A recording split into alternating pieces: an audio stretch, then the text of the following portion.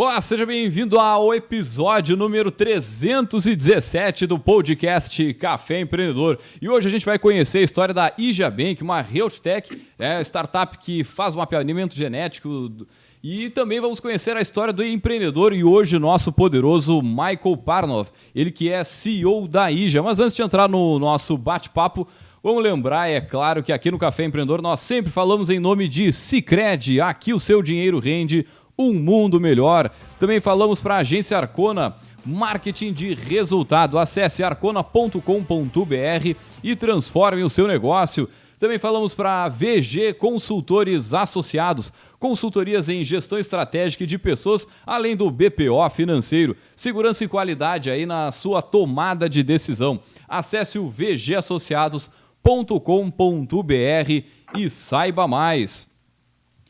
Muito bem, então, gurizada, para a gente ir para o nosso bate-papo de hoje, eu vou chamar o nosso poderoso, então, para contar um pouco da história da Ija.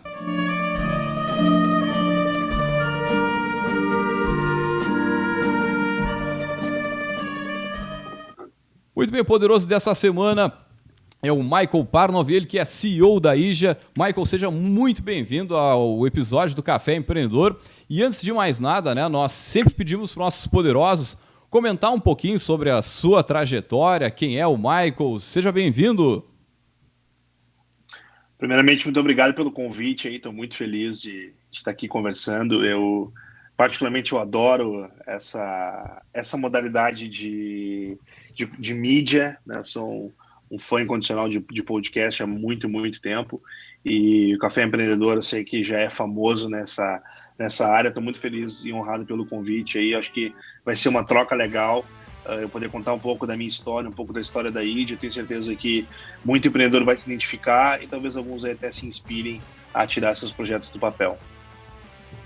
Maravilha, cara. Então, conta pra nós aí um pouquinho da tua trajetória, né? Como é que tu começou, tu chegou a te formar na área? A gente tava falando antes aqui, né, da história dos guris, que a gente ainda vai bater um papo nas próximas semanas. Né? Como é que é conta um pouquinho da tua trajetória. Deixa eu começar do famoso começo, né? Onde é que o empreendedorismo começou a aparecer na minha vida. Eu venho de uma origem mais humilde, mas não pobre, assim, aquela coisa que faltou comida em casa, etc. Não passei por esse tipo de perrengue, mas durante muito tempo fui eu e minha mãe. Eu tinha que ali na adolescência me virar para ter as coisas, e eu era bolsista no colégio particular, então não vivia aquele universo que outras crianças e adolescentes estavam acostumados. E aí, por conta disso, tive que começar muito cedo. Então, meu primeiro emprego eu tinha 12 anos de idade. Eu trabalhei numa locadora de filmes, nem existe mais isso hoje em dia. Tem gente que está ouvindo e nem sabe o que é alugar um filme, o que é esperar para ver se é pagar um filme com atraso. Exato, ou pior, o que é pagar multa por não rebobinar um filme. Isso tem muita gente que não faz a menor ideia do que se trata isso. Mas eu já era apaixonado por esse mundo do cinema, então eu sabia os nomes dos diretores, roteiristas, quem tinha ganhado os últimos Oscars. Eu era bem cinéfilo, bem apaixonado, assim. E aí fui pedir emprego numa locadora, um familiar meu virou gestor lá depois, e acabei começando muito cedo, com 12 anos, então tive minha primeira experiência de emprego, de trabalho, e fui descobrir o que era os primeiros passos de ter responsabilidade e de ser comprometimento com o resultado e principalmente contato com o cliente. Eu acho que eu tive, dá para chamar de sorte talvez, de descobrir muito cedo o que eu queria para minha vida. Então, desde muito cedo, desde os meus 12 anos, eu vi que eu queria lidar com pessoas, que eu queria trabalhar com venda, eu queria, de alguma maneira, resolver problemas, e aí, a partir disso, começou a minha trajetória. Com 13 anos, eu já depois de trabalhar e minha mãe se esforçando bastante, eu tive meu primeiro computador. E eu lembro que esse primeiro computador, ele foi um dos primeiros a ter gravador de CD. Na época não era tão fácil assim, você transferir uma mídia do computador para um CD, não existia pendrive, não existia nem USB na época. E aí eu e meu primo, a gente teve uma ideia, isso com 13 anos, né? Eu e meu primo, a gente teve uma ideia, só que seria legal da gente fazer? Seria legal se a gente pudesse pegar uma música de cada artista e montar uma coletânea para as pessoas. Porque às vezes queria ouvir, tu gostava muito do artista, lá de uma música determinada, eu comprava o CD daquele artista e tu ouvia uma ou duas músicas e o restante das músicas eram completamente descartadas. Então, é muito bizarro a gente pensar nisso hoje, porque a gente é tão acostumado com Spotify, YouTube, etc. Mas na época não tinha o que fazer. Ou você pegava uma fita cassete e gravava no rádio, e aí durante a música, no auge da música, tinha aquela entrada do Continental. E a gente ficava com aquele registro para sempre. Eu sou desse tempo aí, cara. Sou desse tempo. eu também sou desse tempo. Muito fiz isso. Exato. Eu não queria ouvir só um artista, eu queria ouvir vários artistas. E a gente teve a brilhante ideia de gravar coletâneas de músicas. Então era baixar, e aí sim, óbvio, com 13 anos, em 2003, a gente não tinha a menor noção de LGPD ou então do que era ilegal ou não. Então, obviamente, era um CD pirata, né? A gente não tinha a menor noção de direitos autorais, etc. Mas ali, eu acho que foi importante para alguns aprendizados que hoje, olhando para trás, eu consigo ligar os pontos, né? Como diz o Steve Jobs no famoso discurso de Stanford. E aí a gente começou com esse negócio. O que acontecia? Às vezes, para baixar uma música, levava a noite inteira, porque, como era internet de escada, a gente só podia usar a internet depois da meia-noite. Então, eu ia lá meia-noite, botava a música a baixar, e eu acordava antes das 6 da manhã, porque depois disso já começava a contar mais de um pulso. Era uma confusão lá na internet de escada. Cara, eu me lembro que eu levei uns 3 meses para baixar todos os CDs do Metallica naquela época. Cara, era muito foda, cara. E aí tu ficava a noite inteira baixando o som, chegava no outro dia, tu ia ouvir, aquela porcaria tava com problema, assim, tava com uns cortes no meio.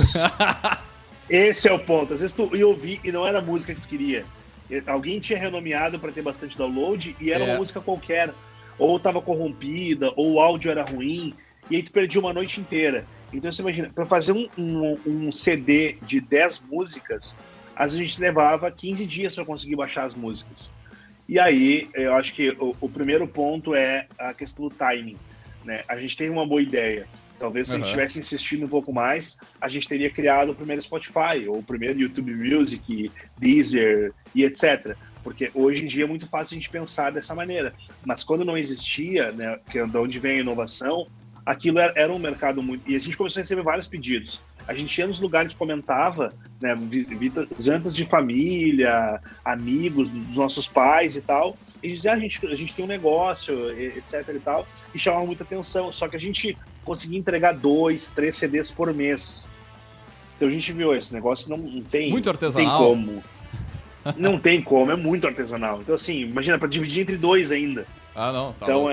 era uma margem absurda, porque, sei lá, o CD custava 50 centavos, a gente vendia 10, 15 reais um CD, e não tinha, obviamente, não tinha questão, a gente não sabia de margem de contribuição, custo da luz, etc. A gente sabia que o CD custava 50 centavos e a gente vendia 10, 15 reais, então a margem era muito boa. Só que, assim, mesmo em 2003, que a moeda não era tão desvalorizada, 30, 40 reais por mês para dividir por 2 para investir no negócio não era nada. Mas foi um aprendizado importante, porque ali eu acho que eu comecei a desenvolver a questão do olhar para as oportunidades, né? Tem um livro que eu gosto muito que é Oportunidades Disfarçadas. E ali eu comecei a pegar a paixão por resolver problemas. E eu acho que isso fez eu trilhar o caminho do empreendedorismo, que é essa paixão por resolver problemas. Depois eu fui fazer estágio, fui trabalhar em alguns outros lugares, mas eu trabalhei na primeira agência de e-mail marketing do Brasil, que depois fazia administração de redes sociais, e a primeira rede que a gente administrou foi o Orkut, que está voltando agora, inclusive. Era uma comunidade lá, então atendia clientes como Petrobras, Embraer, Gerdau, eram clientes gigantescos assim, nessa agência. E lá foi o primeiro contato que eu tive com vendas. Até então eu não sabia vender, e eu não sabia que eu já era um vendedor. Eu tinha tido contato com atendimento ao público na locadora, eu gostava muito daquilo, mas vender era bem diferente. E eu comecei a ter esse contato com vendas, mas assim, eu passei por uma série de empresas, né? Mas uma série mesmo de empresas. Eu trabalhei nessa empresa de e-mail marketing, eu trabalhei no Grupo Caras, eu trabalhei com aqueles, tipo peixe urbano de compra coletiva, trabalhei um dia numa empresa dessas. Meu primeiro emprego de carteira assinada foi como atendente de call center da NET. E recebi muita reclamação, muita gente me xingou, muita gente xingou minha mãe nesse trabalho. Assim, eu era atendente da parte de reclamações da NET. Ali. Nossa senhora! Passei por inteligência emocional ali, tu já foi... Não, total. Assim, tu podia xingar curso ali, de volta, né? Uma pós-graduação. Não, foi um intensivo. Um intensivo, um MBA em inteligência emocional, assim. Então, eu acho que todas essas experiências vão ajudando a construir quem nós somos. Eu fui assessor de um deputado, para ter uma ideia do quanto de coisas que eu já fiz assim, ao longo desses 20 anos que eu tô no mercado de trabalho. Eu tenho 32 anos, desde os 12 que eu trabalho. Então, eu tô há 20 anos, então eu fiz muita coisa. E ali nos meus 20, 21 anos, quando eu decidi que, de fato, na verdade 19 anos, eu quero uma carreira corporativa. Então, o que eu falei no início, né, que eu tive a sorte de muito cedo descobrir o que eu queria. E desde muito cedo eu sabia que eu queria ser empresário. Eu sabia, cara, eu quero ser empresário, eu quero ter minha empresa, eu quero poder ajudar as pessoas, eu quero mudar o mundo. Eu sempre tive esse brilho assim dentro de mim. Mas eu sabia que com o pouco conhecimento que eu tinha, o recurso financeiro que era totalmente zero, seria muito difícil eu ter uma empresa ali com 19, 20 anos. Meus amigos não estavam nessa mesma vibe que eu, então era mais difícil achar pessoas que quisessem conversar sobre isso. E eu fui para a carreira corporativa. E aí eu acho que foi uma decisão muito acertada, porque eu aprendi muito. E logo depois que eu saí dessa agência de e-mail marketing, eu fui trabalhar na Apple. Eu trabalhei 2 anos na Apple. E era Apple mesmo, assim, eu trabalhei também na iPlace, trabalhei em alguns canais, mas eu trabalhei na Apple, eu pude viver e respirar a experiência Apple. Eu recebi um e-mail do Steve Jobs de 2010, não eu, mas todos os funcionários, quando a Apple passou a Microsoft de valor de mercado. Então foi um aprendizado gigantesco trabalhando numa multinacional como a Apple. E eu acho que muito do que a gente vê na Idia, da preocupação com design, a experiência do cliente, do quanto os detalhes importam, vem dessa escola que eu tive de aprendizado sobre o que é atender a necessidade do cliente. E da Apple eu fui para a Dell, uma outra escola gigantesca, assim. E dali, quando eu saí da Dell, eu resolvi empreender. E aí eu tive uma escola de negócios, onde eu dava treinamento e consultoria para empresas sobre vendas, negociação, e aí virei sócio num grupo de empresas que tinha uma ferramenta de e-mail marketing, agência, e aí nessa agência, a primeira conta que eu peguei na agência foi na Fast Shop. Então a primeira conta foi uma conta gigantesca. Tá assim, louco. uma conta gigantesca, a gente tinha reuniões com o seu Milton, a dona Márcia, que são os donos da Fast Shop até hoje. E dali a coisa foi crescendo, passei pela iPlace, ajudei a desenvolver os canais comerciais de corporativo, educacional. Então vendi muito projeto grande, tipo o projeto da Lojas Renner, de modernização da loja. Fui eu que vendi, Boticário, Paquetá, todos os colégios de Porto Alegre eu atendi e vendi para eles. Então foi um momento muito legal. Saindo da iPlace, eu fui empreender de novo, tive uma agência, e cada um dos negócios que eu tive foi um aprendizado muito grande, né, para ajudar a chegar onde eu estou hoje, e estou aprendendo o tempo todo. Mas alguns aprendizados, assim, até para começar a contar um pouco da história mais empreendedora para a galera. Quando eu tinha escola de negócio, a gente virou sócio de um grupo, eu confiava muito nos meus sócios e não fazia gestão nenhuma, não estava preocupado em nada com a empresa e deixei a coisa rolar muito, e acabou que a empresa quebrou de um dia para o outro, porque ninguém estava olhando para o caixa e etc. A empresa quebrou, eu tive que voltar ao mercado de trabalho. Na segunda experiência, eu já um pouco mais calejado ali de algumas coisas, mas outras completamente cego em relação a isso. Nós éramos em 6 sócios. Então, era muita gente que o negócio estava começando, que não dava dinheiro, onde todo mundo tinha que vender o almoço para comprar janta, todo mundo dependia de uma venda para poder se manter, botar gasolina, etc. Então foi um outro aprendizado que eu tive. Vendi essa agência para uma empresa, e aí a gente montou uma in-house. Aí eu fui ser sócio de um e-commerce de colchão, da companhia do sono. Foi um outro aprendizado gigantesco, foi aprender como criar um e-commerce, foi estudar muito a fundo sobre marketing digital, gestão de mídias sociais, tráfego pago, isso era em 2015, 2016. Dali eu tive um cachorro-quente, que eu queria tornar a primeira franquia mundial conhecida de cachorro-quente, que não tem nenhuma. Se olhar, tem de hambúrguer, tem de sanduíche, tem de pizza, mas de cachorro-quente não tem nenhuma rede mundial conhecida. Eu queria fazer a primeira, e eu fui sócio do Big Ducks, que é um cachorro-quente gourmet que tinha na zona sul de Porto Alegre ali. Mesma coisa, estresse com sócio. Foi a primeira vez que eu tive contato com a entrada de investidor externo. E aí pude perceber como que era diferente a relação entre os sócios que criaram um negócio, os sócios entrantes e os investidores. E depois dali eu fui dar algumas consultorias de negócio, inovação, que eu já estava muito ligado, e apareceu a oportunidade de eu trabalhar na General Electric, na GE, como executivo, voltar ao mercado corporativo. E isso eu tinha 26 para 27 anos, e eu vi, cara, eu sou da teoria, Leandro, que eu acho que a gente tem tempo, né? Muita gente diz que a vida passa rápido, que a gente não tem tempo. Eu acho o contrário, eu acho que a gente tem tempo, a gente só aloca mal ele, investe pouco, investe muito mal o nosso tempo. E eu comecei a pensar, falei, cara, eu sou novo pra caramba, eu sei do meu sonho, eu sei da minha condição, eu nunca tive grana para empreender, eu não me formei, eu larguei a faculdade porque a rotina que eu tinha na empresa que eu estava, mais a faculdade, era extremamente desgastante, muito, muito desgastante. Não era a faculdade que eu queria fazer, era a faculdade que eu podia pagar, e aí isso foi me tirando tesão e eu fui vendo outras formas de estudar e me qualificar. Fui para a GE, trabalhei na GE um bom tempo, e ali eu pude conhecer os bastidores do mercado de saúde. Conheci muito médico, muito hospital. Foi uma experiência legal de eu sair de Porto Alegre, fui morar em Ribeirão Preto, interior de São Paulo, fui morar sozinho. Então foi um aprendizado e um amadurecimento muito grande para mim, assim. Depois fui morar em São Paulo, e aí me apaixonei por São Paulo, por morar em São Paulo, pelo ritmo da cidade, pela facilidade de fazer negócios. Me apaixonei pelo ambiente São Paulo em si. E aí, em uma das visitas a um dos key accounts da GE, era um médico futurista, um cara extremamente visionário, que tinha ido para o Vale do Silício. E eu perguntei para ele o que ele tinha ido fazer no Vale do Silício. E ele me falou, cara, eu fui entender esse mundo novo e fui maturar uma ideia minha. Eu falei, que ideia é essa? Não, eu queria criar uma fintech, uma carteira digital para as pessoas que não têm condições de juntar o dinheiro da coparticipação para que elas possam ter um dinheiro guardado. Putz, legal isso. Eu fui estudar mais a fundo o mercado de planos de saúde, como é que funcionava a realidade brasileira em relação a isso. Comecei a conversar com os meus clientes, né, médicos, hospitais e clínicas, sobre esse mercado. E aí eu vi uma oportunidade gigantesca, Leandro.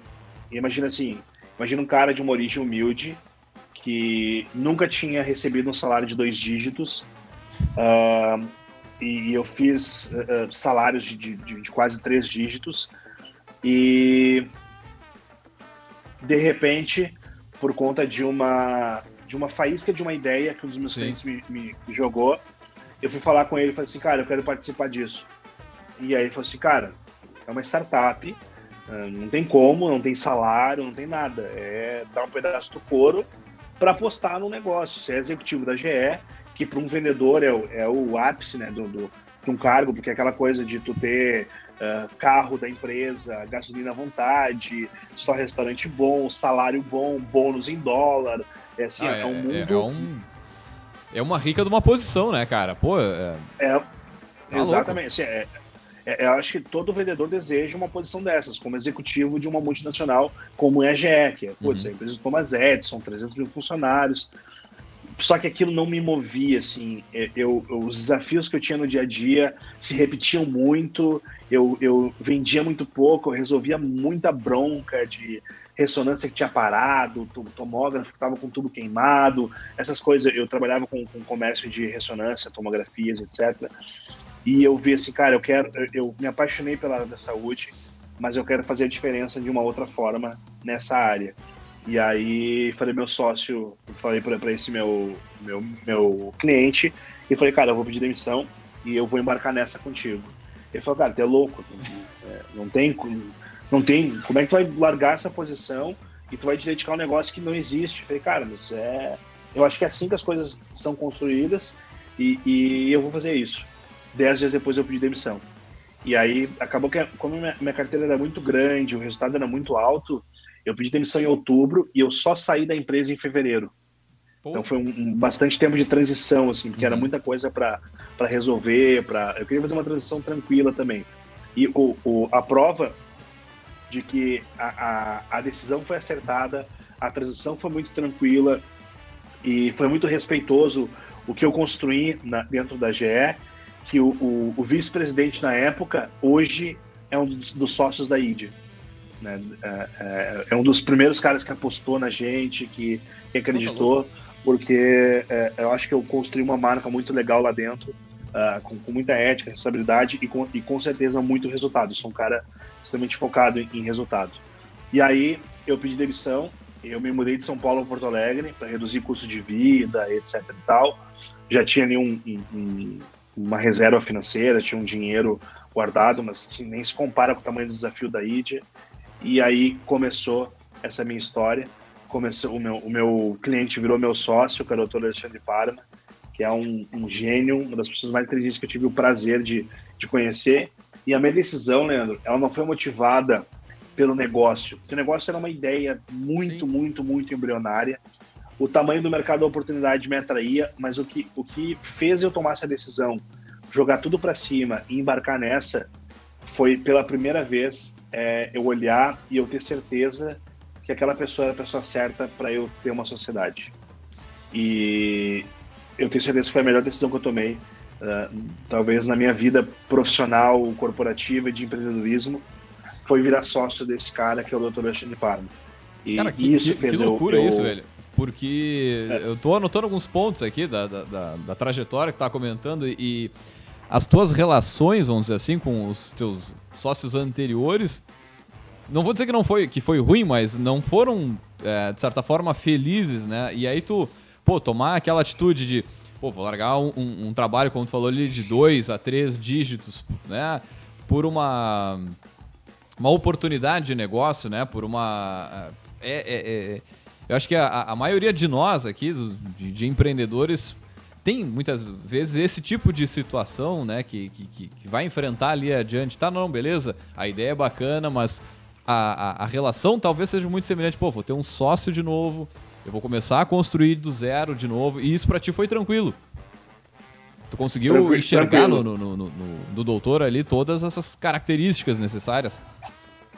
Foi tranquilo, assim, claro, pela a história que ele já tinha com a GE, ele é um cara muito, muito admirado por todo mundo da GE, assim, é uma referência na área dele.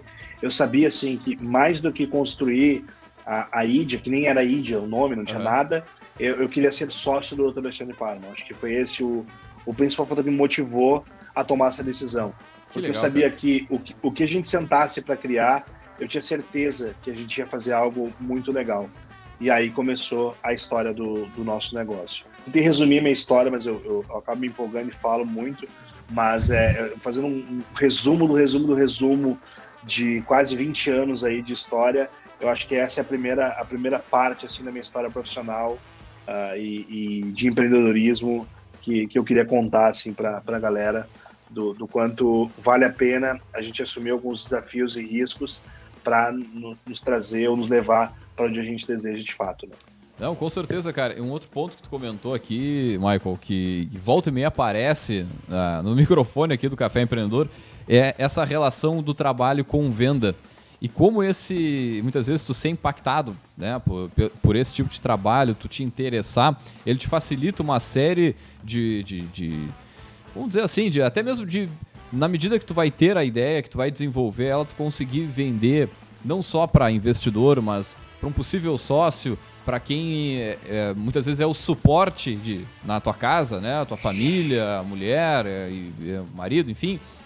E, cara, esse ponto para mim sempre me chama a atenção, porque, cara, para qualquer startup, para qualquer tipo de empresa, tu sempre vai ter um ponto comum, que é a área da venda. Alguém vai ter que se preocupar com venda, alguém vai ter que ser esse olhar pro consumidor para entender o que ele quer, como que ele quer, para tentar levar da melhor forma possível a solução para ele, né? E, cara, e falando um pouco da IJA, né? O que é a IJA, como é que funciona? Vocês estabeleceram já naquele momento ali a parceria de vocês? Já preveram entrada de novos investidores? Como é que foi esse início aí? Então, complementando a tua primeira fala, eu acho assim, eu defendo que todos somos vendedores, né? Independente se tu é um programador, se tu é do administrativo, se tu é do financeiro, todos somos vendedores, porque em algum momento tu vai ter que negociar alguma coisa. Seja com teu companheiro ou tua companheira, o restaurante que vocês vão ir, seja com teu filho, que tu vai ter que negociar com ele para ele fazer determinada tarefa, ir bem na escola, seja uma entrevista de emprego. Uma entrevista de emprego é uma venda, né? Você não fala você tem que exaltar ali o teu produto, que é tu mesmo. Então, seja vai pedir uma promoção, vai pedir um aumento, ou vai tentar atrair investidor para tua ideia, para o teu negócio. Então, assim, todos somos vendedores o tempo todo. A situação a negociação aparece muitas e muitas vezes. Então, não é só o vendedor que negocia, todos nós negociamos o tempo todo. Então, ter um mínimo conhecimento em negociação e vendas, eu acho que é primordial para todo mundo que quer ter sucesso na carreira, e principalmente para quem vai empreender, precisa ter habilidades de vendas e negociação, porque se não tiver isso, vai se arrepender em algum momento de não ter feito acordos melhores, seja na entrada dos investidores, na troca por equity, seja na concepção das ideias, seja para trazer alguns talentos. Então, tudo isso vai influenciar a tua capacidade de negociação. O que é a IJA? A IJA passou por uma série de pivots, né, que a gente chama no mundo de startup, que é uma série de mudanças de rota. Né? E eu acho que esse é um dos pontos mais maravilhosos da startup, é você poder errar e corrigir rápido, obviamente, mas você ter a oportunidade de testar algumas coisas, de validar algumas teses, de ver se o que tu realmente colocou no papel se vai se provar, se um discurso que tu imaginou que as pessoas vão comprar, se realmente aquilo vai acontecer. E aí já começou com um banco digital. A ideia era ter uma carteira que as pessoas pudessem juntar dinheiro e pagar por seus procedimentos, consultas, etc. E a gente viu que isso era muito pouco. E a gente, numa conversa que a gente teve com o Pedro Englert, que é um dos sócios, ex-sócios da XP e hoje CEO da CapTable, da Start, CEO, Warren, enfim, um empreendedor serial aí. A gente estava conversando com ele, fazendo uma mentoria com ele, e ele falou, cara, é muito legal o lance da fintech, vocês estão com uma ideia legal de ser banco, etc. Só que, pô, Parma, tu é médico há mais de 20 anos. Michael, tu vem dessa área da saúde, conhece muito dos bastidores, tem uma visão muito legal de inovação em saúde. Cara, o core de vocês é saúde. O core de vocês não é financeiro. E mais uma coisa, muito em breve todo mundo vai ser banco. O banco vai acabar, porque vai sobrar a bancarização. Vocês vão ver que várias empresas vão ter seu próprio banco, vão ter sua própria carteira digital. Esse é um movimento que vai acontecer. Se vocês focarem nisso, vocês não têm diferencial nenhum. Eu acho que a grande riqueza da inteligência que vocês têm é na área da saúde. E aí, eu acho que foi a primeira vez que a gente parou para refletir e ver, não, realmente, o nosso diferencial competitivo e a nossa tecnologia proprietária está no nosso conhecimento e visão que a gente tem para a área da saúde. E aí que a gente viu que, durante muito tempo, o nome foi IJA Bank, e faz bem pouco tempo que a gente mudou para IJA Saúde, né? Foi no Gramado Summit, no dia 7 de abril, que é o Dia Mundial da Saúde, que a gente fez a mudança de nome para IJA Saúde, porque a gente continua tendo serviços financeiros, mas todos eles são acessórios. Nós somos uma empresa de saúde que temos serviços financeiros, e não uma empresa financeira que tem serviços de saúde. E aí, quando a gente mudou isso, ficou muito mais claro para nós, ficou muito mais claro para o nosso time, e está ficando cada vez mais claro para o mercado também essa mudança de posicionamento que a gente teve. A IJA é um hub de soluções de saúde, focado em pessoas que não têm plano de saúde no primeiro momento, para ajudar, seja tu organizar os teus exames num lugar que tu possa organizar ele por nome, data que foi feito, médico que pediu, então tem um prontuário eletrônico inteligente no nosso aplicativo. Para ter autoconhecimento sobre a tua saúde, tem questionários.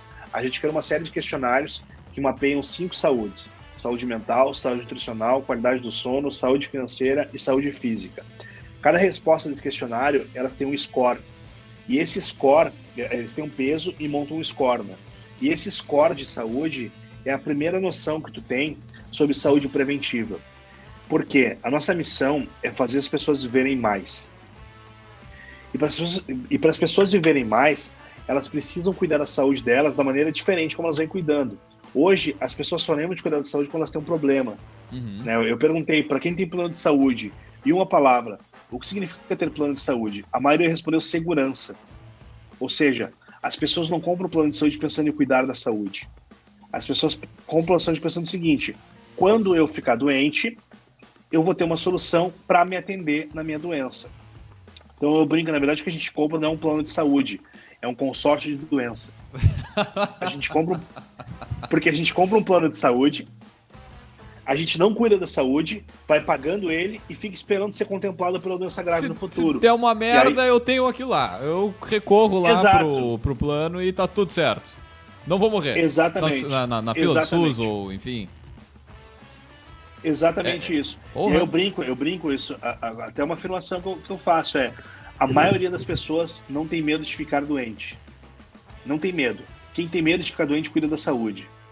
Se as pessoas tivessem medo de ficar doente, elas cuidariam da saúde. O que as pessoas têm medo de verdade é não ter dinheiro para bancar o seu tratamento. Então, o plano de saúde não é um produto de saúde, é um produto financeiro. E eu acho que é esse o grande problema da relação que o brasileiro criou com a sua própria saúde.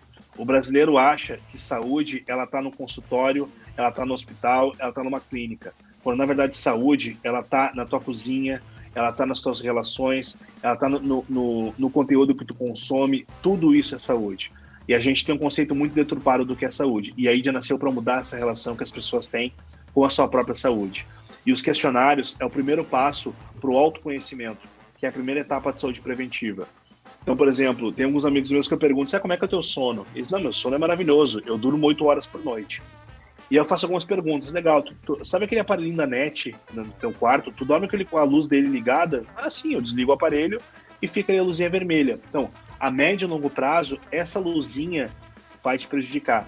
Tu sonha? Ah, não sonho. Então, se tu não sonha, tu não vai para o último estágio do sono, que é o sono REM. Então, de alguma maneira, isso vai te prejudicar. Tu come muita carne vermelha, tu come muita carne gorda, isso tudo, a médio e longo prazo, vai te prejudicar, porque são alimentos inflamatórios. Então, são informações que as pessoas não têm, elas não têm onde buscar, não tem fonte confiável de onde buscar essas informações. E quando a gente mostra para ela um questionário de saúde, que a partir daquelas respostas monta o score dela e a gente emite automaticamente pelo aplicativo um relatório sobre a saúde dela, é o primeiro passo para a iniciação de uma mudança, seja de conceito sobre o que é saúde, ou seja de hábitos que vai levar para uma vida mais saudável.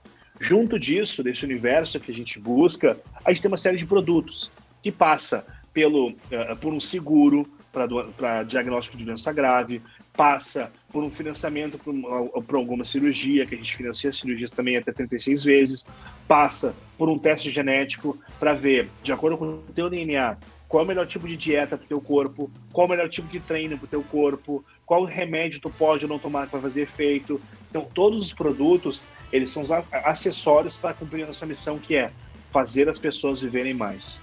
E aí nasce o conceito completo do que é um hub de saúde, do que é a Idia, e como que a gente vai mudar esse mercado a partir desse mindset de olhar para a saúde de maneira preventiva e não mais tem um problema, vou buscar uma solução. Não, cara, porra, muito legal toda a tua explicação. Depois eu tenho até um feedback para te passar sobre o serviço de vocês aí. Mas antes, cara, tu falou num ponto que ele é bem relevante, que é a questão da mentoria, né? O Pedro Engler também já passou pelo café, já deixou mensagem, deu palestra aqui na nossa região. E, cara, pô, ele foi cirúrgico em orientar vocês dessa forma, né, cara? E muitas vezes a gente se pega, né, até com, vamos dizer, não a mentoria foda aquela, cara, mas de conversar com pessoas do mercado para tu ter um entendimento melhor do teu posicionamento, do posicionamento da tua empresa, e assim tu conseguir levar um diferencial mesmo e tal. Então, cara, só para reforçar a importância que as mentorias têm, que esse bate-papo com com pessoas do mercado, não necessariamente do mercado que tu atua, mas que são empreendedores, né, que tem startup, entre outros aí, ele é fundamental, ele é de uma riqueza que muitas vezes é de uma conversa que tu tira uma sacada, uma mudança estratégica pro teu negócio. Isso é fantástico. E, cara, o outro ponto que é o seguinte, eu conversei com o Lucas, que é o CEO de vocês, se não me engano, e aí eu conheci na Gramado Summit, que a gente até já fez um episódio aqui sobre o evento com o Marcos Rossi. Cara, e aí o Lucas começou a me mostrar como é que funciona a parte do exame... Como é que é o nome ali? O exame... Teste genético. Teste genético, cara. Porra, achei aquilo fantástico. E vou te dizer, eu cuido, pelo menos eu acho que eu cuido da saúde, me alimento bem, faço exercício físico, aquela coisa toda. Levo um modo de vida bacana, assim, pra cuidar da saúde. E aí, cara, ele mostrou, assim, o teste dele com vários pontos, inclusive ali, tipo, dois me chamaram a atenção, que era o índice de como que o teu organismo reage ao café e como ele reage ao sal. E, cara, sempre... Eu sei que o café é ruim pro sono, o chimarrão é ruim pro sono, mas, cara, nunca deixei de tomar. E pensei, me incomoda, mas não é tanto ali, tá lá, 5, 6 da tarde, tô dando-lhe, derretendo no cafezinho. E aí, eu conversando com o Magrão mostrou uma barrinha. E, cara, eu acho que a barrinha e o jeito que ele me explicou, que pra mim fez muito sentido. Cara, eu tenho isso aqui, tipo, na barrinha, sei lá, com 90% preenchida, tenho isso aqui de dificuldade de absorção, enfim, do café, e eu tomo café de tarde e me altera o sono de noite. Eu digo, rapaz, interessante esse negócio aí, vou experimentar não tomar. Porque foi isso, cara, eu tomo café só até o meio-dia. E eu digo, cara, vou cortar o chimarrão e o café do meio-dia em diante. Cara, é impressionante, é uma coisa ridícula, assim. Eu tô com 32 também, nunca deixei de tomar a porcaria do café, mas foi por uma conversa de negócio de uma startup que, melhorei a qualidade do sono. Só que, cara, tu melhorando a qualidade do teu sono, tu melhora tudo. E aí vou lembrar uma frase que o Joel J falou lá também, que é saúde, família e trabalho, nessa ordem. Então, cara, se tu não consegue cuidar da tua saúde, desgraçado, como é que tu vai produzir, como é que vai ser melhor, como é que vai desenvolver a startup, o teu negócio, enfim, né? Então, esse era o feedback. Cara, embora não tenha, ainda não seja cliente da empresa, mas só essa reflexão que o documento que ele mostrou ali, esse teste genético, tinha, sei lá, umas 60 páginas, já fez uma diferença que isso nem era o meu, né, cara? Que, tá louco. Cara, que relato fantástico, assim, obrigado por compartilhar. E a gente tem todos os dias, né, experiências como essa, assim, que imagina se tivesse descoberto antes essa informação, né, que é o que a gente traz muito, assim, nunca é tarde para tu começar a cuidar da saúde, né, e assim, saúde, não é porque eu tô doente que eu não preciso cuidar da saúde, né, saúde não é ausência de doença. A saúde é bem-estar, mesmo que tenha uma doença, que tu aprenda a conviver com ela, que as coisas não te afetem, etc. Então, vai um conceito muito maior. Mas o teste genético, ele mostra coisas, de acordo com o teu DNA. A gente sai do que funciona para todo mundo, né? Aquela coisa que a mãe do cara dizia, né? Tu não é todo mundo. Todo mundo vai na festa, mãe, menos eu, mas tu não é todo mundo. Eu acho que quando a gente fala de genética, é exatamente isso, né? Eu tenho mesmo a questão do Lucas, que eu não metabolizo bem a cafeína. O que acontece quando eu Era essa muito... palavra que me faltou no vocabulário. Era essa, metabolizar o café. Exato. Porque eu vou te explicar o que acontece na metabolização da cafeína. Eu posso tomar uma dose pequena na parte da manhã somente. E olho lá, assim, eu tenho diminuído... Sim, o café eu já parei faz bastante tempo. Eu tinha um vício muito grande energético, que eu diminui consideravelmente. E o chimarrão eu tenho tomado esporadicamente, assim, e evitado aí depois das 6 da tarde, principalmente. O que acontece? A cafeína ela não me deixa desperto, a cafeína me deixa ansioso. E aí, por estar ansioso, eu acho que eu estou acordado, e na verdade, eu estou, às vezes, até meio improdutivo, porque a ansiedade toma conta de uma série de pensamentos ali e acaba te atrapalhando muito. No sono, né, aquela coisa, mas eu tomo café e eu durmo. Legal, mas não é que a cafeína vai tirar o teu sono. Tu vai dormir, só que a qualidade do sono é determinante para médio e longo prazo para doenças cardíacas, para desenvolvimento de diabetes e principalmente doenças neurológicas, né? Parkinson, Alzheimer e etc. Então, a cafeína, quando a gente não é um bom metabolizador de cafeína, o nosso corpo não sabe o que fazer com aquela substância e ela fica mais tempo no teu sangue. Ela demora mais tempo a ser eliminada e fica ali atuando. É por isso que talvez tu também não seja um bom metabolizador de cafeína, porque quando tu suspende a utilização dela depois de certos horários e tu nota uma melhora na tua qualidade do sono, na diminuição da tua ansiedade, tu vai vendo que, opa, talvez aqui tem uma informação. Como que o mercado hoje descobre isso? Tentativa e erro. Né? Passa um período, está muito ansioso, tenta diminuir a cafeína, tenta cortar o chimarrão.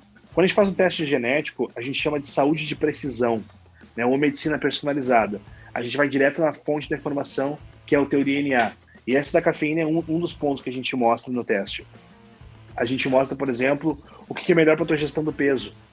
Se é melhor a intensificação de exercício, se é melhor focar no sono regular. Então tem como tu falou, são 60 páginas no nosso laudo. E a gente não entrega só o laudo.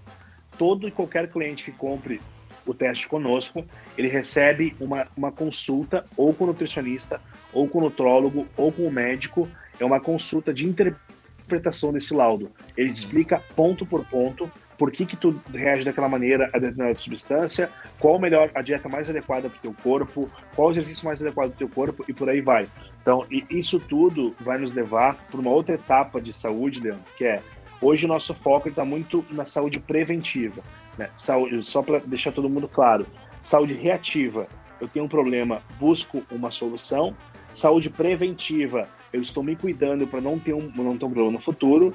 E tem uma outra etapa de saúde que é a saúde preditiva. As duas fontes principais de informação para a saúde preditiva é dados e tecnologia. Então, a partir dos dados que a gente obtém dos nossos clientes, a gente vai conseguir predizer o que pode vir a acontecer com ele no futuro. Então, no teste genético, por exemplo, a gente descobre que o Leandro tem uma predisposição genética a ter uma doença de fígado. A gente vai para os exames de sangue que ele faz conosco também, e está no aplicativo armazenado. A gente vê que os marcadores de fígado, que são TGO e TGP, eles estão elevados nos 2 últimos check-ups. Quando a gente vai nos questionários que tu respondeu lá via aplicativo, a gente vê, o cara é um cara que consome muita carne vermelha, tá com MC elevado, come carne gorda e etc., bebe pra caramba. Essas informações isoladas, elas já dão um bom panorama. Quando a gente cruza as informações a partir de um algoritmo, eu consigo predizer, Leandro, em 10, 15 anos, pode ser que essa doença que tem uma predisposição genética, ela se manifeste por causa dos teus comportamentos e hábitos. Né? Porque a genética não é condenação. A genética é só uma arma.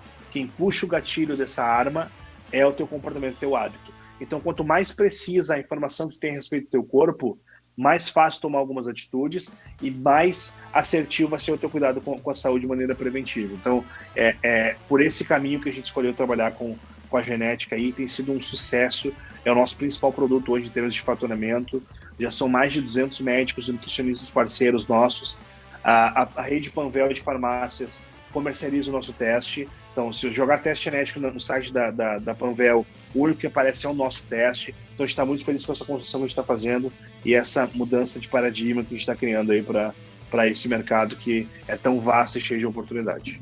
Pô, cara, com certeza, e acho que não tem um momento melhor para a empresa de vocês nascer, cara, que nos últimos anos a gente tem essa preocupação cada vez maior do cuidado com a saúde, de ter uma vida mais saudável, uma alimentação mais adequada, né? E as pessoas envelhecendo melhor, ou ainda poderia dizer preocupadas pelo menos com isso, né? E envelhecer um pouco melhor, de não ter aqueles problemas, enfim, que são mais comuns com a idade e tal. E a empresa de vocês, ela certamente ajuda todo nessa seara, né? Cara, mas falando da empresa em si, como é que hoje está organizada a IJA? Né? Vocês são quantos colaboradores? Como é que ela está funcionando a organização dela? Hoje a gente está chegando em 60 colaboradores na empresa. A gente teve um crescimento exponencial aí dos últimos 6 meses, onde a gente saiu de 15 a 18 pessoas e estamos chegando em 60 pessoas.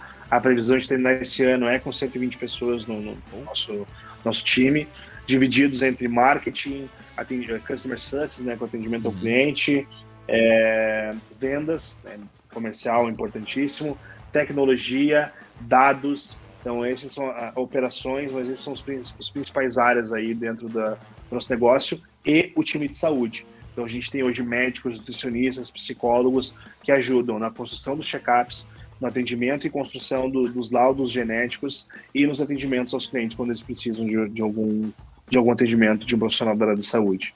Então, é assim que está dividido hoje o nosso time.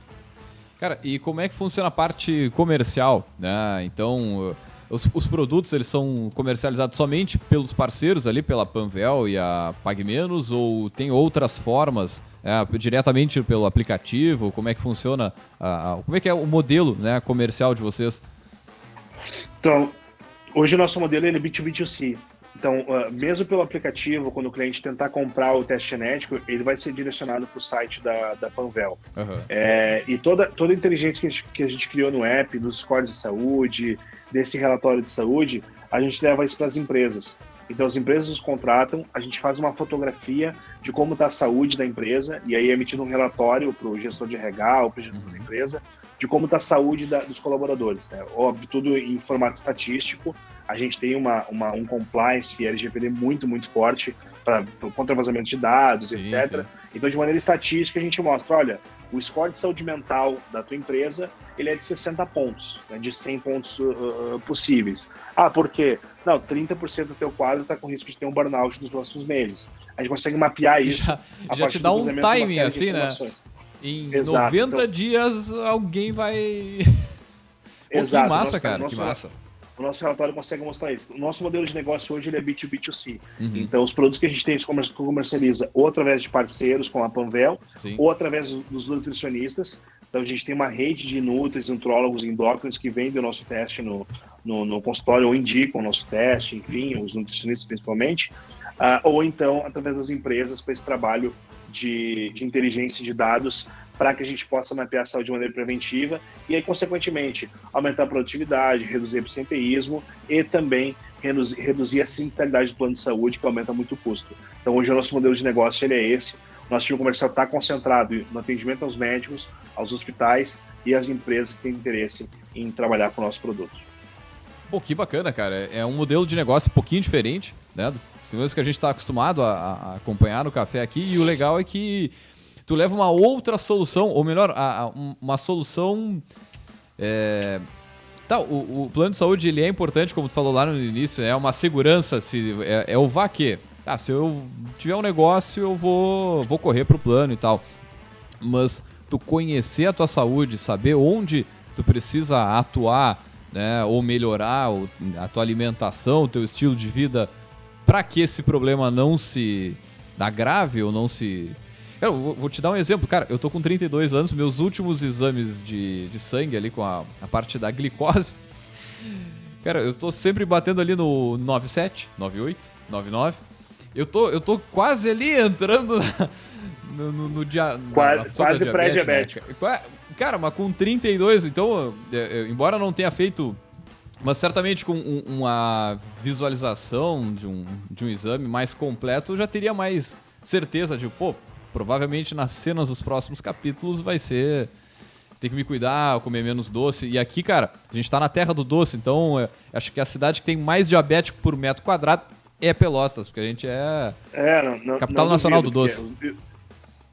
E os doces são bons, né? Mas o que o teste genético pode te mostrar, né, Leandro? Que tu tem uma predisposição à resistência à insulina. Uhum. E o que acontece? Tu vai ter que ser mais restritivo que outras pessoas.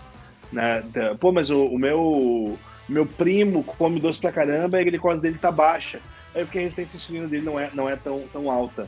E aí o teste genético vai mostrar isso e tu já vai sair dali com as estratégias adequadas. Não, a gente acha às vezes que a glicose está diretamente ligada a doce, mas não, está diretamente ligado à produção de açúcar no sangue e o quanto tem, tipo assim, por exemplo, banana.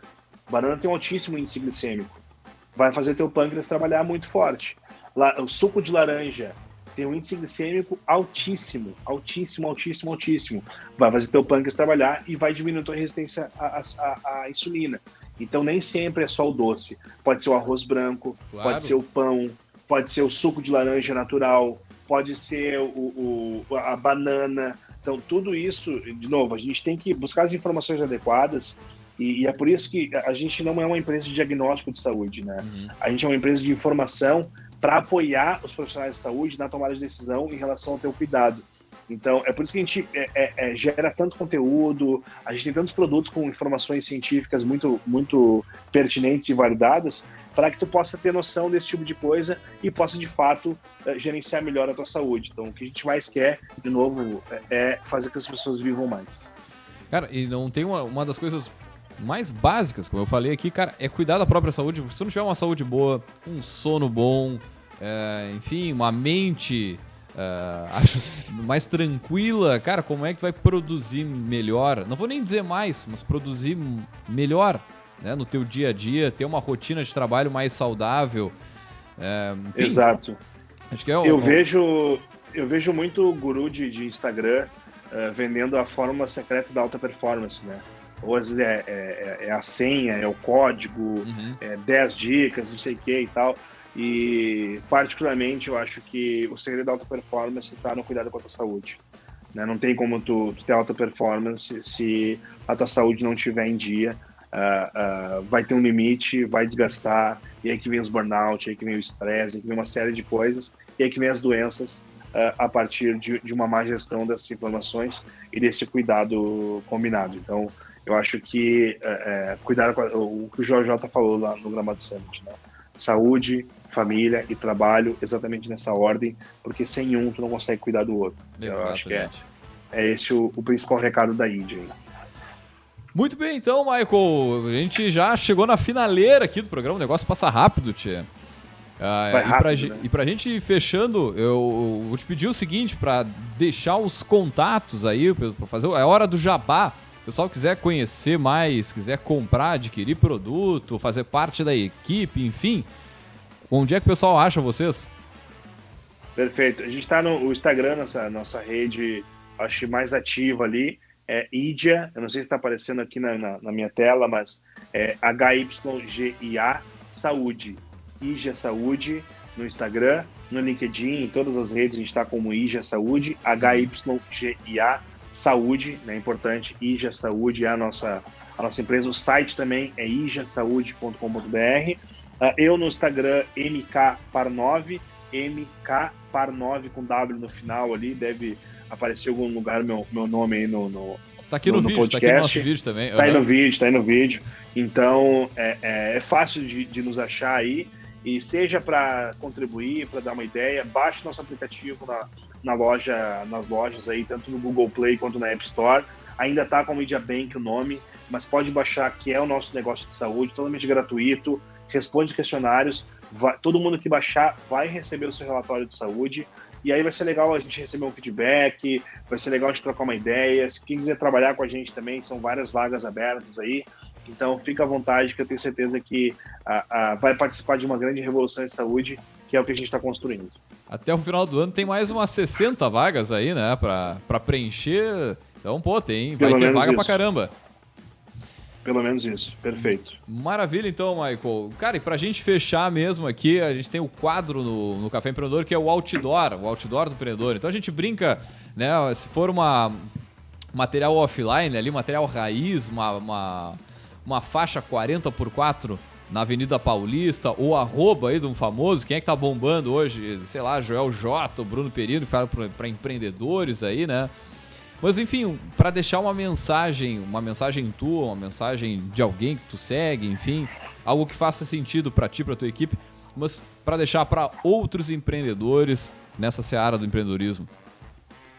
Eu tenho algumas frases, alguns mantras, assim, eu tenho alguns rituais que eu faço bastante, mas eu tenho em específico, não vai aparecer aqui, mas eu tenho uma frase tatuada aqui no meu braço, que diz o seguinte: Stay hungry, stay foolish.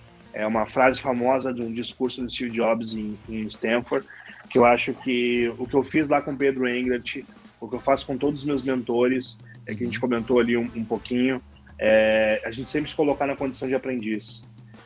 A gente sempre ser um bom ouvinte, a gente sempre manter a humildade, porque é muito fácil o ego se transformar em arrogância e isso nos atrapalhar no mundo dos negócios, do empreendedorismo.